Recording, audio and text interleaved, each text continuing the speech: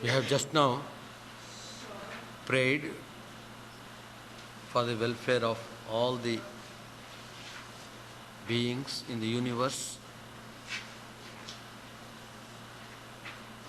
Now we shall try to understand some of the basic values which are very important in our life. We are all young kids. It is very essential that you should have a good format in your life. Once you are on a proper track, then afterwards when you grow, you will be wonderfully well. You will be a very good citizen. You will be able to serve the humanity very well.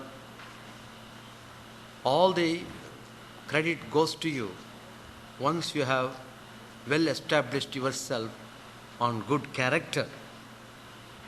Now today's topic, I am speaking on anger.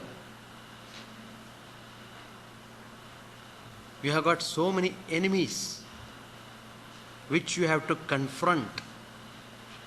Anger is the worst enemy. Through anger, one commits all bad actions, commits violence, commits murder. Anger comes because of so many reasons. Out of fear, one may get anger. Out of hatred, out of jealousy. All these things may cause anger. So, it is important to know how to keep anger under control. Anger is compared to madness. Probably you might have seen a person who is full of anger. You can't see his face. His face is distorted. His behavior is completely out of balance. He has no control over the mind.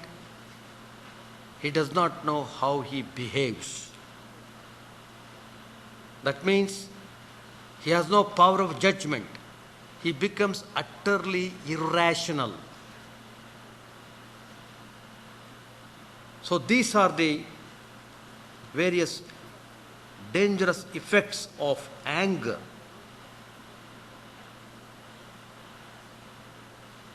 You are not ashamed to do things which you should not do.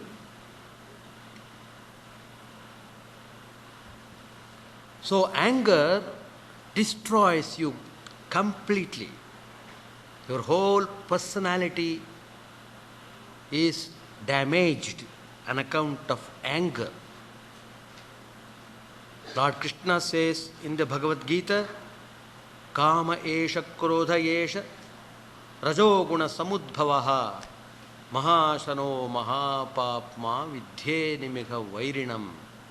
Lord Krishna has given a forewarning how anger is very dangerous and it is the worst enemy. So, you should be very careful about the anger. You must always try to be free from anger. If anger comes, what you should do, you should take all steps to get out from that mood. There are so many ways of changing your mood. Suppose you are in a very tense mood, you are provoked. Immediately you must leave the place then and there. Get out of the place. Change the mood. Play with the child. See the face of the child. Then all your anger goes away. Once the anger goes, then you are free from dangers. So, this is a way how to tackle your anger. And you must be discriminative. Why should you be angry? Anger, instead of helping you, it destroys you. So you should never encourage anger in any manner. Try to control it.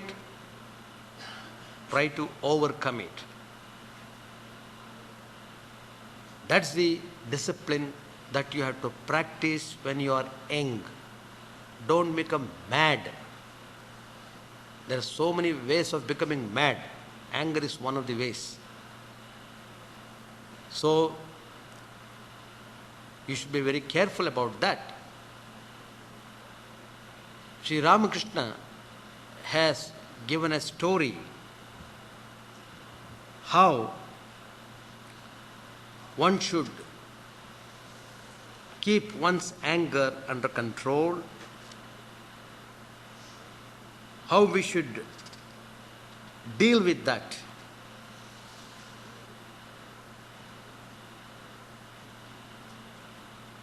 Always you try to have faith in God and do the things,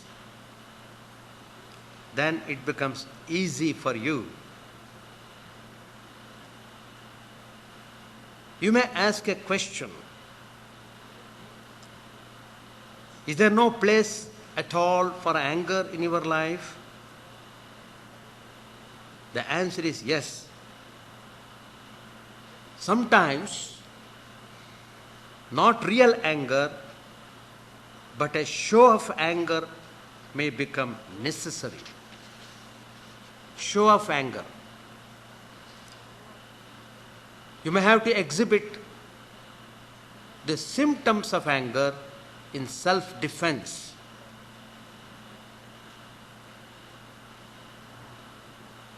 Sri Ramakrishna tells a very beautiful story to deal with this subject. In a certain village, there was a serpent. It used to bite the people. It won't allow the people to come near its neighborhood. It was so ferocious. It was so dreadful. People would be terribly afraid to go near its place. Then, one day, a saint came to that village. He was walking through the streets.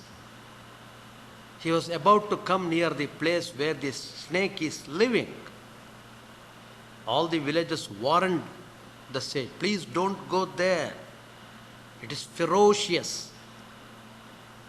It bites. It is offensive. It attacks you without any provocation.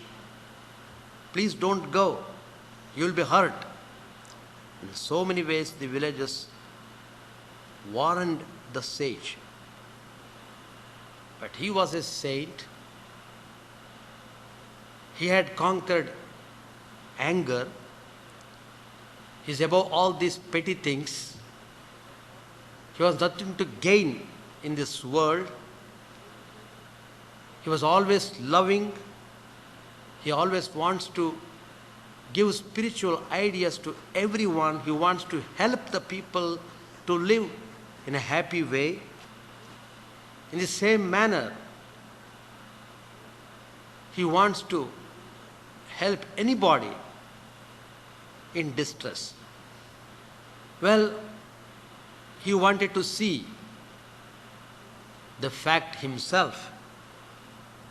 So he was coming near the place. As it was said, the serpent attacked him. But then the sage was so kind and he was so gentle and pure in his heart. That purity produced wonderful spiritual power. Seeing that serpent, the sage said, "Well, do you want to bite me? Why are you provoked? What did I do to you to be provoked?" The snake was confused. It made no reply. Then the sage said, "Well, don't injure anyone in future. Don't do that. I will give you a holy word.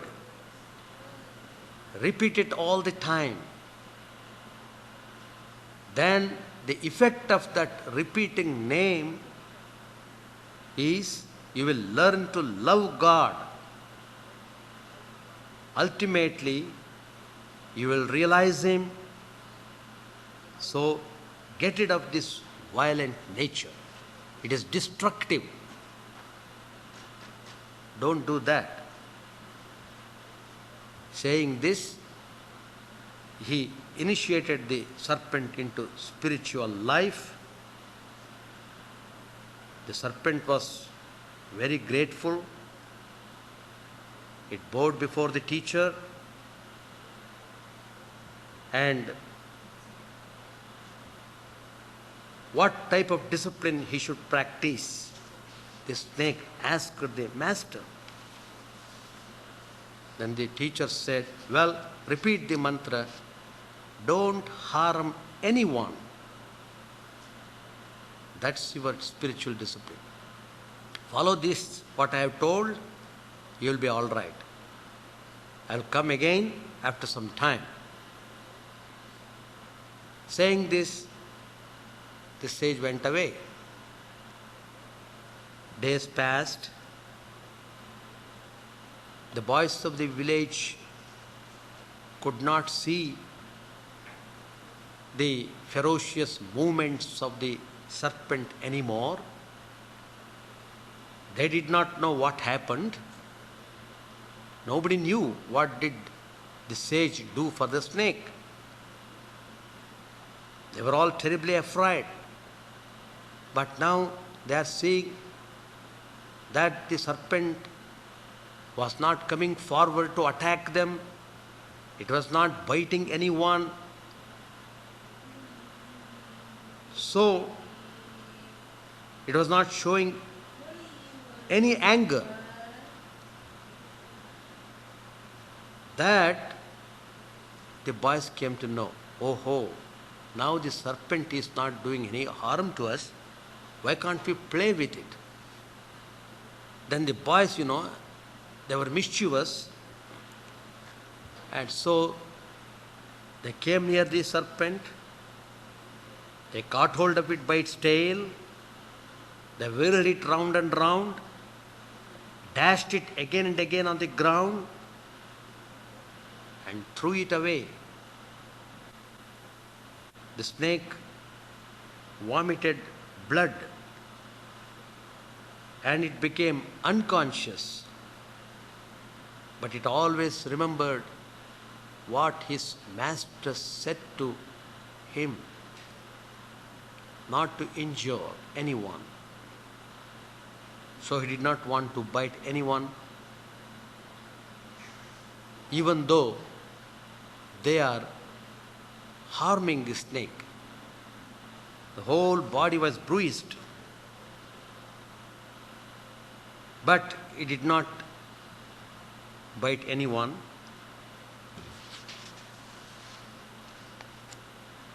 Thinking that the serpent might have dead, all the boys left the place because the The serpent laid down there, unconscious, whole body was damaged. Late at night, the serpent regained its consciousness. Slowly, but with great difficulty, it dragged itself into its hole. All its bones were broken. It could scarcely move.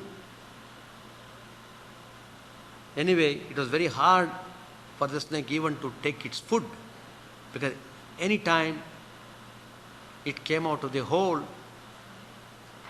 the boys would harm the snake. So it would not come in the daytime at all. It would move about only in the night times. It would go in search of the food. Somehow it was maintaining its life. So in that process, what had happened, it had become a mere skeleton covered with a skin. Finally, one day, the teacher came to see how the snake was living. He could not find it anywhere. The boys were telling him that the snake might have died. But the teacher knew very well that the snake would not die. So he was very sure of meeting the snake. He came near the place, near the hole where the snake lived, and he called the snake. Then the snake could recognize the teacher's voice. It came forward from the hole. It was with great reverence, with great devotion.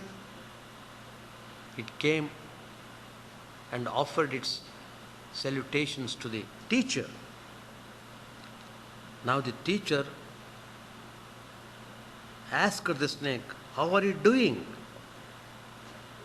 The snake replied, "I am very well, sir. I am doing very well." Then the sage asked the snake, "Then why are you so thin? Are you not eating any food?" The snake replied, "Sir, you ordered me not to harm anybody. So I have been living only on leaves and fruit. Perhaps that has made me thinner." An account of the snakes repeating the divine name given by the teacher, it had developed sattva gun, a pious nature. All its violent nature has gone away. It has been replaced by gentleness. So it could not be angry with anybody. Not only that, it was so much established in that high quality of gentleness. It was well established in the pious nature. It had almost forgotten what the boys did to him. Then the sage said, "Well, it can't be mere want of food that has reduced you to this state. There must be some other reason. Think a little. Find out what made you, what forced you to come into this position." Then afterwards the snake remembered that the boys had dashed its body against the ground several times. It recollected its memory, and then it said to the teacher, "Yes, sir, now I remember the boys one day dashed me violently against the ground. But poor boys, they are ignorant after all. They did not realize what a great change had come over my mind. How could they know I would not bite or harm anyone? Previously, I used to show terrible anger and attack them. So, they couldn't believe that I have regained my pious nature." Then the master said, "What a shame. You are such a fool. You don't know how to protect yourself. I asked you not to bite, but I did not forbid you to hiss. Why did you not scare them by hissing?" So, you must hiss at wicked people. You must frighten them lest they should do you harm. It's not proper to be exploited by others. We should not harm others, but others also must be made to understand that we shall not permit them to harm us. So you have to behave in such a way that they should not do any kind of harm to you. The idea is how we should conduct intelligently in our life. We must not entertain real danger. We must not entertain real anger against anyone. But then a show of anger may be indispensable. When others try to be over clever or they want to show their strength. So like that, you have to guard yourself from people coming towards you and harming you. That's the way how you should apply your anger. If at all you have to be anger, show your anger towards the anger itself.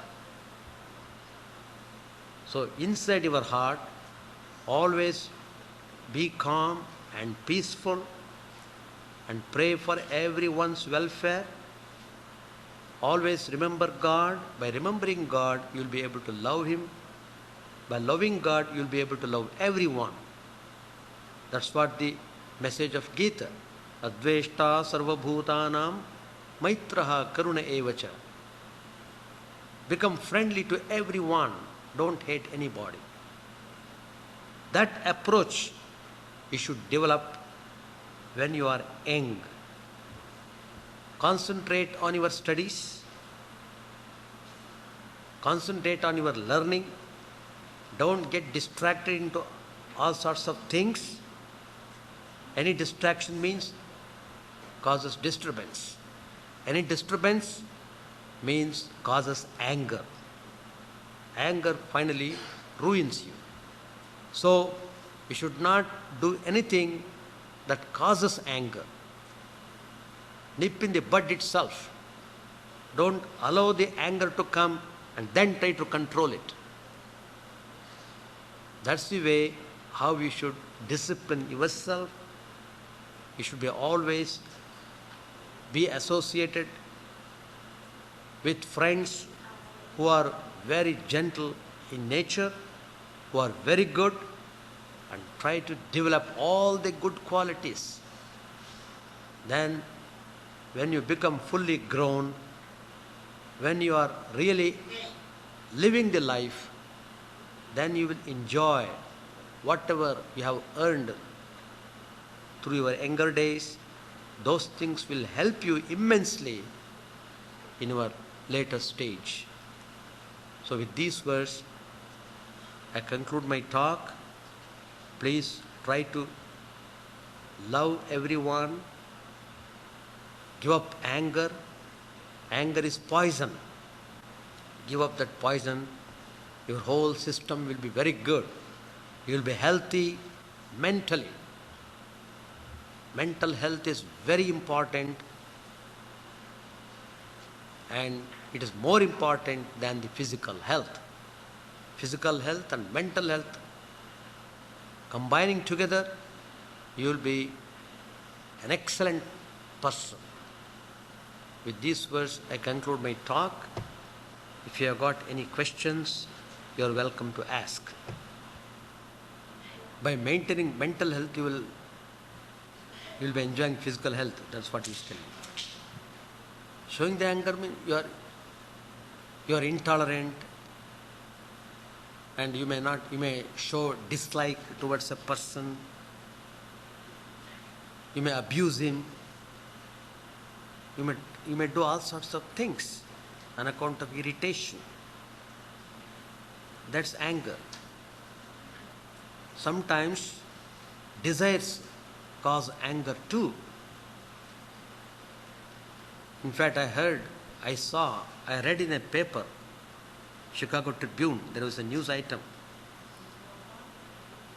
See, they were seeing the TV. They were so much interested in seeing some story in the TV, but then the child was there. It was crying. Probably it wanted food, or it may have some problem. Child, she can't express, but it is crying and crying. But this father and mother, they were so deeply absorbed in seeing the TV, they did not like the child crying that way. Literally, they threw the child outside the window. Can you imagine? All in a fit of anger. That's what I told you in the beginning. Anger is madness. It came in the paper, in Chicago Tribune. The child died. Their own child. So, it only shows to what extent a person goes when he is under the grip of anger. So, never show anger for any reason. That's the discipline you have to follow. Yeah. Now, only for kids. Showing anger, it's only by your external feature. You just express that you don't like certain thing to happen, so that they are afraid of you to come near and do any harm to you. For example, the snake story just now I told you, when the boys came near, suppose it had run towards them, the boys would have gone away. It would not bite. It was not necessary to bite, but it would show it is terribly anger. It is showing its anger by running towards them. That show of anger is enough for the children to run away, because they may think that the snake might bite them any time. So that's the way how you should conduct yourself. Don't commit yourself violently. Don't do anything, but just show outwardly. It's not real anger. That's the meaning. We will conclude the topic.